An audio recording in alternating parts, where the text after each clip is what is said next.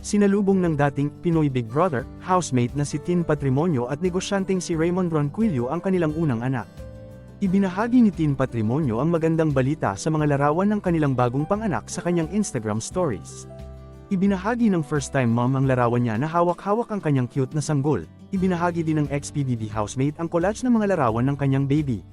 Isang larawan ang nagpapakita ng bagong panganak na natutulog kasama ang ama na si Raymond Ronquillo. Nitong nakaraang linggo, nagpahayag ng pananabik si Tin sa pagtanggap sa kanilang baby girl na si Amraya Celestine nang batiin niya si Raymond ng maligayang kaarawan. Sa kanyang mga naunang post sa social media, ibinahagi ni Tin ang mga snaps mula sa kanyang maternity shoot. Inanunsyo ni Tin ang kanyang pagbubuntis noong December sa kanyang ika-32 kaarawan, na inilarawan nito bilang best gift ever. Si Tin Patrimonio ay anak ni PBA icon Alvin Patrimonio na sumali sa Pinoy Big Brother Unlimited ng ABS-CBN noong 2011.